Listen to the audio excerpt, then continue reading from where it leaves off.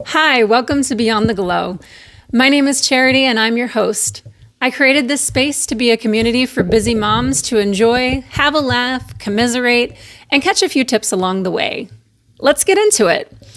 In case you haven't been following along, the Winter Olympics are officially closed. I know, sad.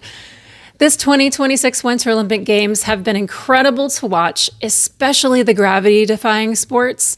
I have a little special spot in my heart for those areas of those sports specifically, because if you know kind of thing, that rush of getting air. For me, it just brings back memories of being an athlete in competitive cheerleading and landing a layout or a back tuck. It's just amazing. Again, if you know, you know. However, this Olympics, I ventured into several sports I've never watched before, such as snowboarding and skiing. These athletes make it look so easy. They obviously sacrifice so much and work so hard for where they are. But even as amazing as they are, I've always been a big fan of ice skating in all its forms. So of course I couldn't keep my eyes off of the ice dancing and figure skating. I'm just drawn to it. And the other night, history was made yet again for the United States. Alyssa Liu is now the Olympic champion of women's figure skating, the first woman from the U.S. to win gold since 2002. She returned to skating after a 2-year hiatus and stunned the ice skating world when she came out of retirement and won the world championship in 2025, a feat unheard of after taking a break of that length, and the first American woman to win the world figure skating championships in 19 years. Way to go, Alyssa. In an interview after her gold medal winning performance, she attributed her mental focus to now knowing who she is as a result of her hiatus. Just before her performance, commentators mentioned that her mentality on the ice was that she didn't need a medal, she just needed to show everyone what she could do. And that she absolutely did. This undoubtedly helped her to relax on the ice. You can physically see it, you can visibly see it. According to the commentators, that relaxed state usually results in higher, more confident jumps, which rang true for Liu as she nailed every last one of those jumps, the most difficult being her triple axel. I think they said it was like 7 triple jumps in a row. It was insane. She made the decision to come out of retirement at age 20, having officially retired after the Beijing Olympics at 16 on the condition that she would choose her coaching staff and music, would have full autonomy over when she would and wouldn't skate, and if she ever felt that it was becoming too much, she'd step away, and that no one would tell her what she could or couldn't eat. So congrats to her. I agree. Nobody should be telling you what you can and can't eat. Much like the ballet and modeling worlds, the figure skating world has gotten a reputation for eating disorders, especially among young women. Overall, about 80% of females and 40% of males report being terrified of weight gain in the sport. According to Eating Disorder Hope, in female athletes in weight class and aesthetic sports, disordered eating occurs at estimates of up to 62%. And among female high school athletes in aesthetic sports like figure skating, 41.5% reported disordered eating. Furthermore, they were 8 times more likely to incur an injury than their non-disordered eating peers. These statistics were reported from the National Eating Disorder Association of 2018. The pressure from coaching staff or anyone else in the sport to be a certain size or weight doesn't actually make sense, considering the brutal workouts these athletes endure and the fact that without proper nutrition, the body breaks down and loses strength, a devastating consequence to a skater who defies gravity, often jumping 4 feet or more into the air and landing on a hard surface. And as someone who used to tumble on concrete, I can tell you from experience that landing from a height like that hurts if you don't have the muscle to support it.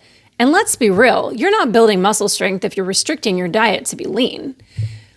I'm happy to see that Liu made a wise decision for herself and did what was right for her mentally and physically, which obviously has paid off in spades with winning Olympic gold.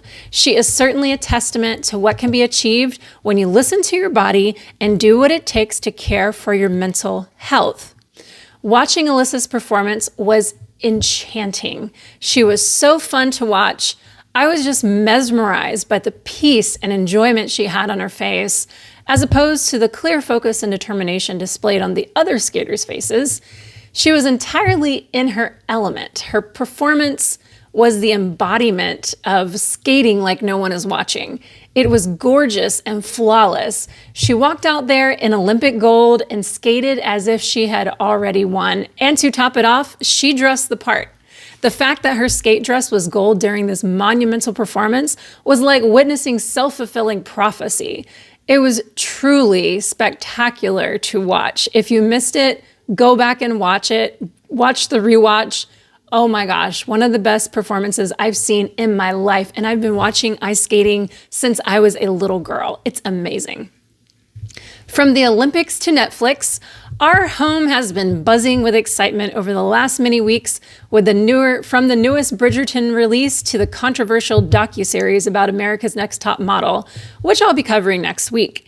And if your kid is anything like mine, you have also had K-pop Demon Hunters on repeat in your home for months. And if you're anything like me, you have found yourself loving it. You cannot deny that the songs are fire and the Oscar nominations speak well for the movie. The soundtrack was certified platinum back in October, but what has actually struck me most about the movie has been the people who voice the characters, specifically the singing voices. I personally find EJ so inspirational and have loved hearing about her own journey to where she is. In an interview with Jimmy Fallon, EJ mentioned having endured many years of grueling K-pop training, only to come up empty and not be chosen to continue with the journey to pop stardom. In fact, she was dropped in 2016. So when the opportunity came to write songs and perform vocals as Rumi, it seemed like a second chance. Little did she know that she would break records with her smash hit Golden. Now, rumors of a sequel are making their rounds, which I wouldn't have known if my daughter not kept asking me to play her the second movie. She's like, Mommy, play me the second K-pop. And I'm like, I don't even know that it exists. It doesn't exist. So by the third time she asked, I had to know if there was actually one in the works for real. And sure enough, it is official, y'all, that a second K-pop Demon Hunters movie is in the works. The directors say we can expect the second film to be exactly how they approached the first movie, with high standards and challenging themselves, and will be what they want to see in the way their creative ideas are expressed. Based on sample songs released online for the second movie, it seems that the sequel may be more of an origin story and perhaps may show us more of Huntrix's backstory, both personally and in their music careers. Little more was shared, but it is undoubtedly already a highly anticipated film, so we are definitely excited for that and will be following the progress along the way. Until more is known, we can wait in anticipation to see how K-pop Demon Hunters fares at this year's Oscars. Well, that's our show for today. Thanks so much for joining me. Please remember to like and share and let me know what you want to hear more of in the comments on this channel, and I will see you next week. Take care.